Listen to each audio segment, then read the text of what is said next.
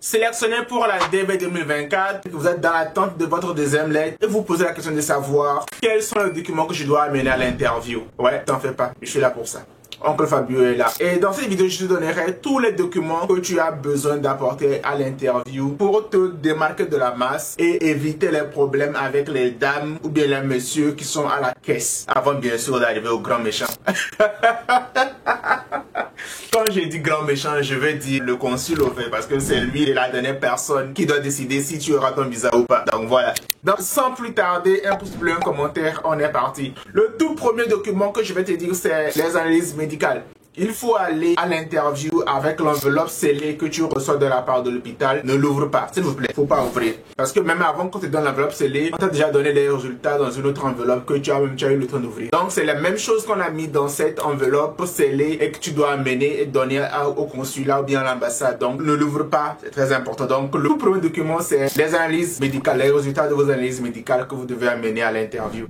Le deuxième document, c'est le passeport. Le passeport, c'est très important d'aller à l'interview avec le passeport. Et s'il vous plaît, évitez d'aller à l'interview avec des passeports qui sont presque périmés. Votre passeport doit avoir une durée de validité de plus de 6 mois pour ne pas que vous ayez des problèmes une fois que vous arrivez aux États-Unis. Donc, allez au moins à l'interview avec un passeport qui a une durée de validité de 1 an, 2 ans, 3 ans, 4 ans. Vous allez comprendre le topo. La troisième chose dont vous avez besoin pour aller à une interview DV c'est 2 photos format américain aux dimensions 5 cm x 5 cm. Malheureusement, les gens n'en parlent pas généralement. Les gens n'incluent pas cela dans leur truc. C'est cette photo qui va se retrouver sur votre visa, en fait, comme document d'identification. Donc, vous avez besoin d'aller avec ces 2 photos. Et généralement, dans la plupart des ambassades, il y a dans le périmètre de l'ambassade certaines agences ou bien certains cybercafés qui le font. Donc, allez là-bas, vous allez trouver quelqu'un qui le fera. C'est seulement 2 photos au format américain 5 x 5.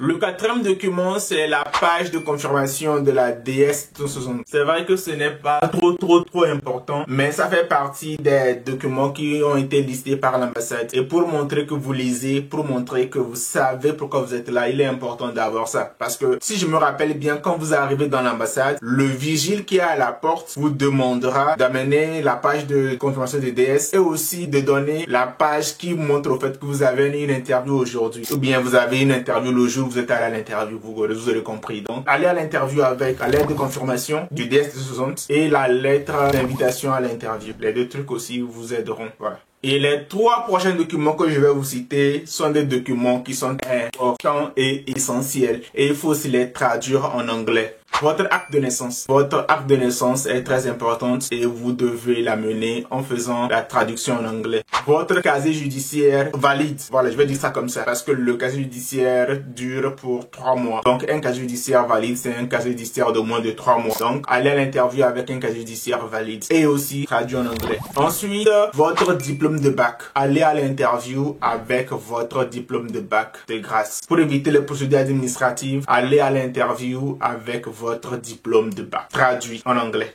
Ce document dont je vais parler, c'est l'affidavit of support. Maintenant, par rapport à l'affidavit of support, ce n'est pas toutes les ambassades qui réclament l'affidavit of support. Mais je parle particulièrement dans cette vidéo du Togo. Et à l'ambassade de Lomé, on demande l'affidavit of support. Et l'affidavit of support, ça consiste au tout récent ARS report, c'est-à-dire le tax return de l'année écoulée, les plus récents, et également en plus du W2. Donc c'est basically le forme I-130, le W2, et les 1040 si possible. Et vous devez aussi être en mesure de prouver au fait votre relation avec le sponsor, bien celui qui vous donne l'affidavit of support. Vous devez montrer quelle relation vous lie et où est-ce qu'il travaille. Au moins connaissez les informations de base, son nom, son prénom, les informations sur sa famille, où est-ce qu'il travaille, quelle relation vous lie. Voici les choses qu'il faut au moins avoir en esprit avant d'aller à l'interview. Ça c'est juste en côté document, ce qu'il faut amener avant même le début de l'interview.